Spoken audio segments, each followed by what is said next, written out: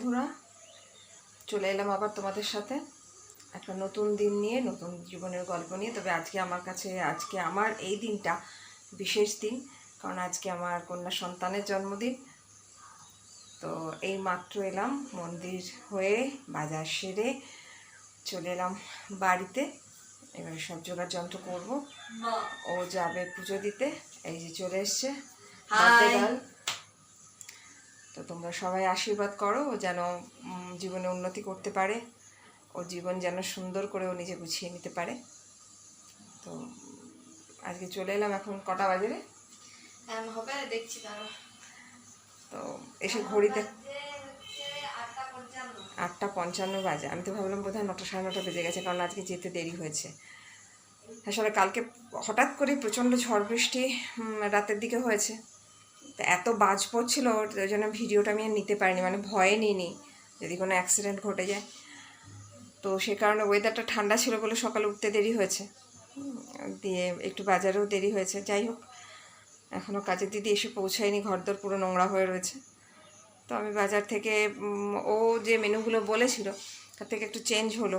মানে ও বলেছিল যে মা বেশি কিছু করো না গরমে, সেই পটল ভাজা আর পনিরের পোস্ত আর মাংস। তো মাংসর জায়গায় একটু চেঞ্জ হয়েছে, কারণ আজকে সকালবেলা মাছের বাজারে গিয়ে খুব ফ্রেশ ইলিশ পেলাম। আর মানুষ দেখো, এটা টেলিপ্যাথি বলবো আমি। কালকে সন্ধেবেলাতেই বসে বসে আমি ভাবছিলাম আমার ভীষণ ইলিশ মাছ খেতে ইচ্ছে করছিল কালকে। তো দেখো আজকেই বাজারে গিয়ে পেয়ে গেলাম।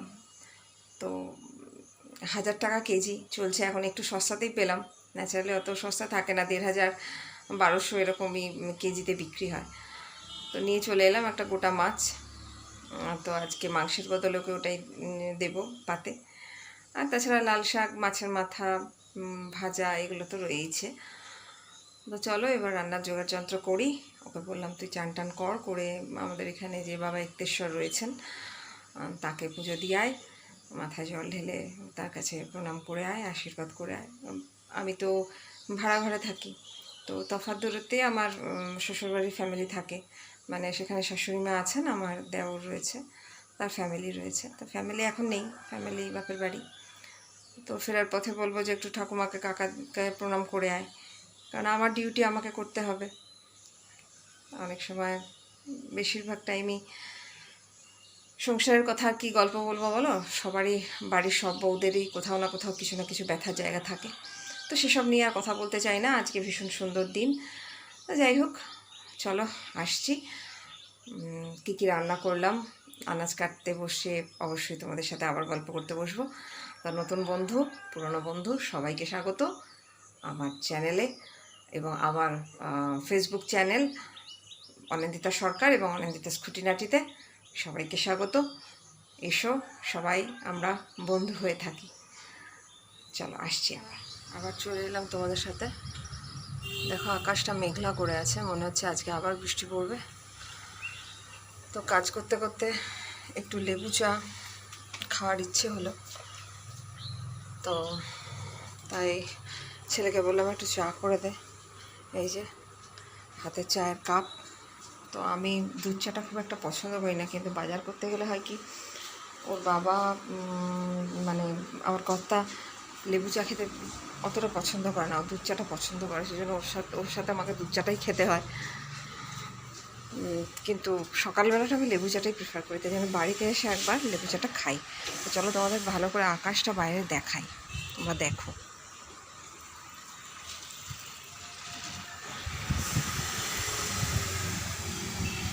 আশা করে দেখতে পাচ্ছ রোদ ওঠেনি, মেঘলা করে আছে।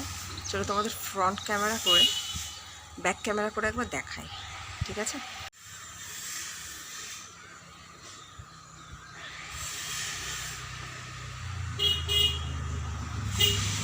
পুরো আকাশটা মেঘাচ্ছন্ন হয়ে রয়েছে। কালকে তো এক পশলা বেশ বজ্রবিদ্যুৎ সহ বৃষ্টি, মানে জীবনে প্রথম আমি এই সামনে থেকে বাজ পড়তে দেখলাম। তো বাজের আওয়াজ শুনেছি, লাইটিং শুনেছি, কিন্তু কখনো বাজ সামনে থেকে পড়তে দেখিনি। তো কালকে গেটে দাঁড়িয়েছিলাম, তো এই যে সামনের এই যে সাদা বাড়িটা দেখতে পাচ্ছ, সাদা বাড়ির ঠিক পেছন দিক থেকে সোজা লম্বা হয়ে বাজগুলো পড়ছিল, মানে পুরো আগুনের রেখাটা আকাশ থেকে যে নিচে নামছে পরিষ্কার বুঝতে পারা যাচ্ছে। এই প্রথম আমি বাজ পড়া দেখলাম, তো খুব ভয় করছিল কালকে। তো যাই হোক, জীবনের সব রকম অভিজ্ঞতাই তো প্রথমবার হয়। তো এমনি প্রকৃতির এই ভয়ঙ্কর রূপটা আমি কখনো সামনে থেকে দেখিনি। কারণ কি, ঝড় বৃষ্টি হলে আমরা কি করি, আমরা দরজা জানলা বন্ধ করে দিই। তো কালকে অ্যাকচুয়ালি হয়েছে কি, আমার কর্তাও বেরিয়েছে আর ঝড় বৃষ্টি আরম্ভ হয়েছে। তো আমি গিয়ে, আর গুমোট গরম লাগছিল সারাদিন, তো গ্রিলটার কাছটা দাঁড়িয়েছিলাম। প্রায় 11টা, সাড়ে 11টা অবধি বৃষ্টি হয়েছে কালকে। আবার আজকে মেঘলা করে এসছে। তো চলো, আমি ঘরটা গোছাচ্ছিলাম, কিছুটা জামা কাপড় গোছানো হয়েছে, এখনও কিছুটা বাকি আছে। আর এদিকে গোপাল সোনারাও উঠে পড়ে, এই যে আমার গদাই, এই যে গপু, রাধারানী, গোলু, জগা, গৌরনিতাই, আমার রামলালা, কামধেনু, সবাই এই যে তাদের সকালের খাবার খাচ্ছে। আর গোপাল সোনারা লাড্ডু সেবা নিচ্ছে। আমিও কাজবাজগুলো সারি। চলো আস্তে আস্তে আবার আসছি তোমাদের সাথে। এখন বাজতে গেল 1টা, তা চলে এলাম তোমাদের সাথে আবার। চলছে রান্না, চলছে আলু ফুলকপি কুমড়োর তরকারিটা হলো, ভাজা হলো, পটল ছিল না, জন্য কুদ্রি আর বেগুন ভাজা করলাম। মাছের মাথা নিয়ে এসেছিলাম, সে ভাজাটা করলাম। আর লাল শাকটা হয়েছে, কড়াতে দিয়েছে, ওটা প্রায় শুকিয়ে শুকিয়ে এসছে জলটা, ওটা একটু বাদাম দিয়ে আর পোস্ত দিয়ে ভাজা করব। দেখবে যে কোনো শাকে পোস্ত দিয়ে ভাজা করলে ভালো লাগে খেতে। আর একটু রসুন আমি ফোড়নে দিই, তো যেহেতু কাঁচা লঙ্কা আর পাঁচফোড়ন দিয়েছি, তো সেই সময় রসুনটা থেতো করে দিইনি। তো এই যে এখন রসুন থেতো হচ্ছে, তো এই রসুনটা থেতো করে দিয়ে দেবো। আর ইলিশ মাছ এনেছি তোমাদেরকে, তো বললামই সকালে, ওটা একটু সর্ষে দিয়ে ভাপা করবো, করলেই হয়ে যাবে। বাকি ভাতটা হয়ে গেছে, আর বিশেষ কিছু করবো না। সকালবেলা তোমাদের দেখালাম কত রোদ, কিন্তু এখন দেখো অল্প অল্প রোদ্দুর উঠে, মানে মেঘলা আকাশ দেখিয়েছিলাম, সবই ভুলভাল হয়ে যাচ্ছে কাজের তারা। তা এখন অল্প অল্প রোদ উঠেছে, রোদটা খুব নরম, তার জন্যে কষ্ট হচ্ছে না। এই রকম থাকলে, আবহাওয়াটা থাকলে কাজ করেও বেশ আরাম পাওয়া যায়, আর কাজ করতে বেশ এনার্জি লাগে। কিন্তু বেশি রোদ হয়ে গেলে, তার উপর যদি আবার ঘাম হয়, তখন যেন মনে হয় কোনো কাজকর্ম কিছু করবো না, শুধু পাখার তলায় থাকবো। তো আমার রসুনটা থেতো করা হয়ে গেছে, আমি এবার শাকে দিয়ে দেবো, দিয়ে আর একটু কিছুক্ষণ নাড়াচাড়া করবো, একটু পোস্ত দিয়ে নাড়াচাড়া করে নামিয়ে নেবো। তো চলো আমি সেরে নিই, আর তো একটাই পদ বাকি আছে, হয়ে গেলেই হয়ে যায়। তো ভেবেছিলাম তোমাদেরকে ওদের মন্দিরের ভিডিওটা দেখাবো, তো দুঃখজনক ব্যাপার খুবই যে ওটা দেখাতে পারবো না, কেন কি অনেক ব্যাপার, সেটা আজকে নাই বা বললাম। মনটা খুবই আশাহত আজকের দিনে। সব মানুষ যেটা আশা করে সবসময় তো সেটা হয় না। তো আর আমার জানি না কেন, আমার এমনই মানে ভাগ্য যে আমি যখন যেটা হয়তো মন থেকে আশা করলাম, মুখ দিয়ে হয়তো বললাম না, মনে হয়তো আশাটা রাখলাম, সেটা দেখলাম আমার পূর্ণ হলো না। যাই হোক, সবার এটার কে বা জানে এখানে কি আছে। তো চলো আসছি, আর রান্নাটা সেরে নিই, তারপরে দেখাবো তোমাদের। অবশ্যই দেখে বলো আমার রান্নাবান্না কেমন হয়েছে। ধরো আমি সর্ষে বেটে নিয়েছি, প্রায় 100 গ্রাম সর্ষের মধ্যে দিয়েছি, তার সাথে 4টে শুকনো লঙ্কা দিয়েছি। ঝালটা যেহেতু আমরা মিডিয়াম খাই, তো সে কারণে 4টে শুকনো লঙ্কাই দিয়ে দিয়েছি। আর এর সাথে দিয়েছি একটু কাশ্মীরি মির্চ আর একটু লঙ্কার গুঁড়ো, আর দিয়েছি কাঁচা দুধ। তো তোমরা কে কে ইলিশ মাছ ভাপায় কাঁচা দুধ দাও আমাকে অবশ্যই, তোমরা তো ভিডিওটা দেখবে, অবশ্যই জানিও। আর এই টিফিন বক্সে মাছগুলো সুন্দর করে সাজিয়ে নিয়েছি। এটা ভালো করে মিশ্রণটা একসাথে একটা বাটির মধ্যে আমি গুলে নিয়েছি। আর এখানে দেখো রেখে দিয়েছি এই 3টে কাঁচা লঙ্কা চিড়ে রেখেছি। তো এই কাঁচা লঙ্কাগুলো ওপর দিয়ে দেবো।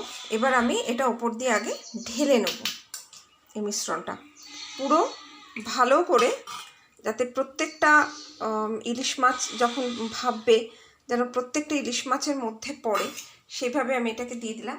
আর এর মধ্যে দিয়ে দেবো সর্ষের তেল। ইলিশ মাছ সর্ষের তেল ছাড়া কিন্তু স্বাদ ভালো লাগে না। আর নুন মিষ্টিটা নিয়ম মানে স্বাদ মতো, তোমরা যতটা যে যেরকম নুন খাও মিষ্টি খাও সে সেরকম দেবে, মানে মিষ্টিটা স্কিপ করে যেতে পারো।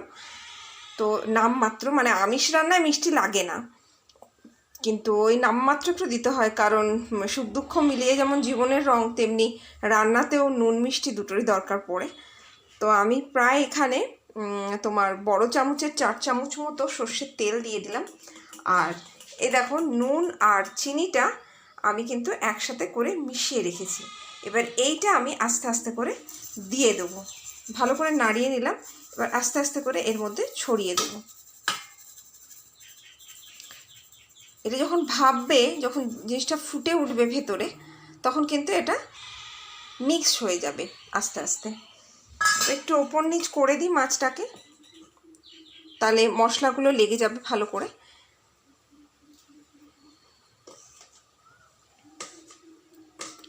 মাছগুলো একটু উল্টে পাল্টে দিলাম যাতে সর্ষেটা ভালো করে মাছের মধ্যে প্রত্যেকটা মাছে লেগে যায়, প্লাস নুন মিষ্টিটাও তাহলে মিশে গেল ওর সাথে।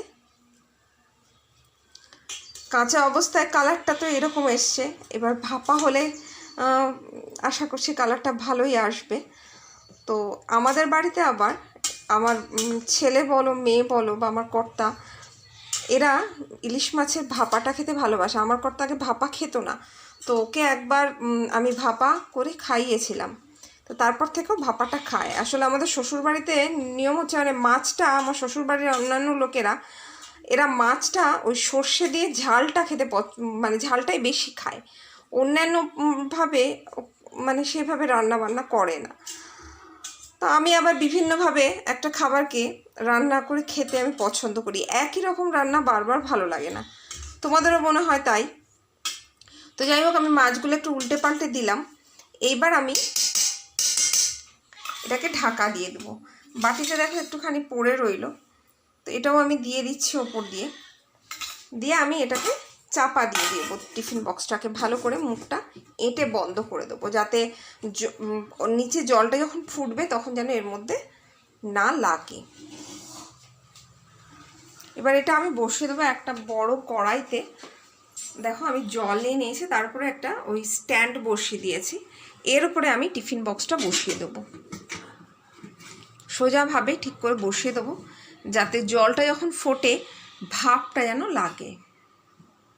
তো তোমরা এইভাবেও করতে পারো, যাদের স্ট্যান্ড নেই তারা কড়াইতেই বসিয়ে দেবে, কড়াইয়ের উপর টিফিন বক্সের মুখটা এঁটে বসিয়ে দেবে। আমি এবার বসিয়ে দিলাম। এবার গ্যাসটা আমি অন করে নেব, সিম থেকে মিডিয়াম আছে, এটা মিনিমাম 20 থেকে 25 মিনিট আমি ভাপতে দেবো। তো চলো আমি এটা ভাপতে দিই, তারপর হয়ে গেলে আবার আসছি তোমাদের সাথে। পুরো এখন বাজে 2:30। আজকে রকি খেতে দেরি হয়ে গেছে, ও 11টায় খায়, কিন্তু তখন আজকে ওর খাবারটা ভাতটা হয়েছিল কিন্তু বাকিটা হয়নি। দেখো খুব খিদে পেয়ে গেছে, ওদিকে চেঁচাচ্ছে। আমি ওর ভাত ঠান্ডা করছি, ওর মাছের মাথাটা নুন হলুদ দিয়ে সেদ্ধ করে নিয়ে ভালো করে ভাতের সাথে মিশিয়ে দিয়েছি। আজকে ও কেন ভাত যায়, ওই জন্য ইলিশ মাছের একটা মাথা নিয়ে নুন হলুদ দিয়ে ফুটিয়ে দিয়ে ঠান্ডা করে তারপর ওর বাটিতে দিয়ে দেবো।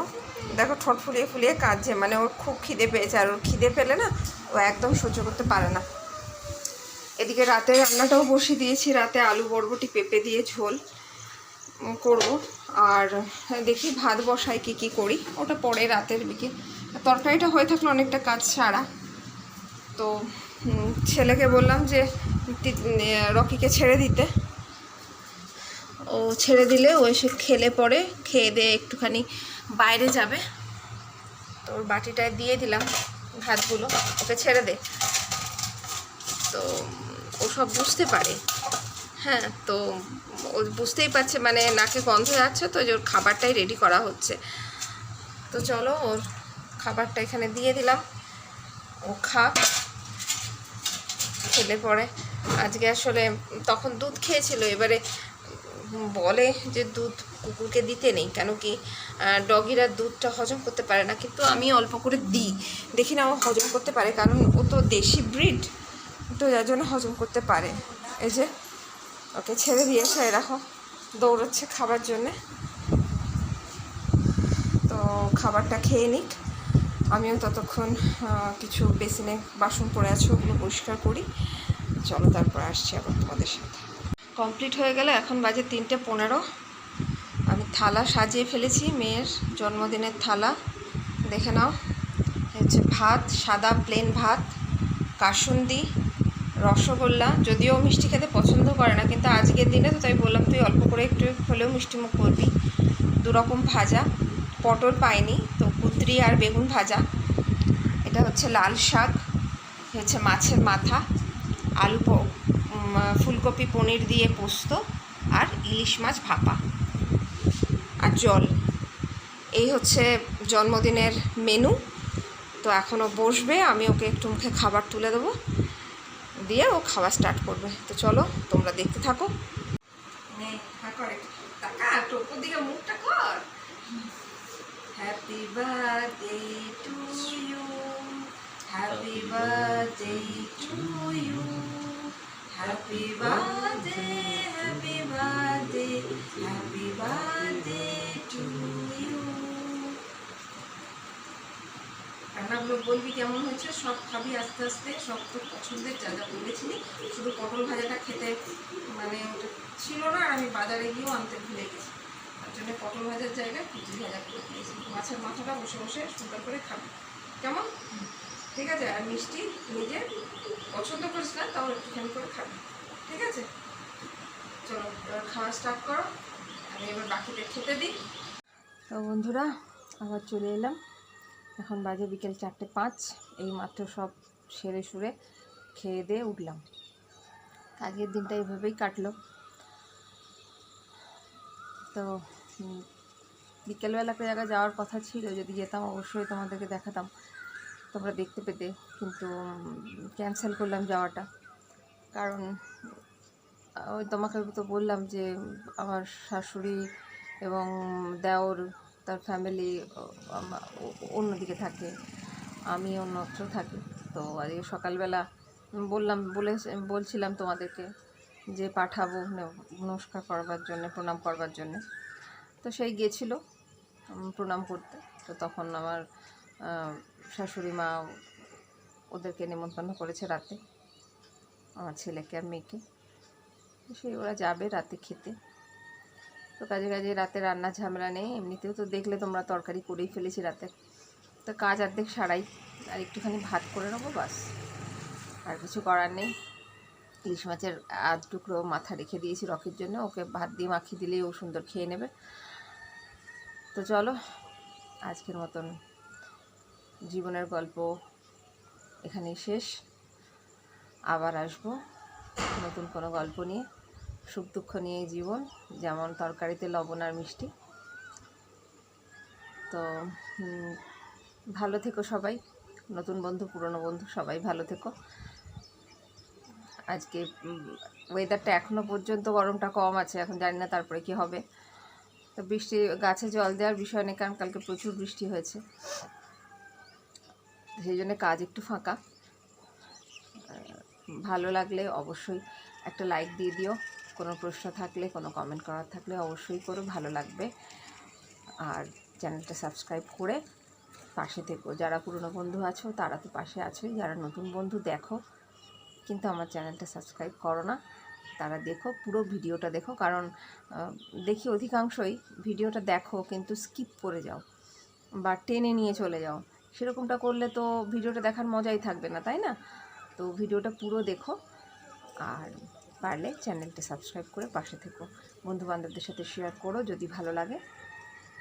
চলো আজকের মতো টাটা।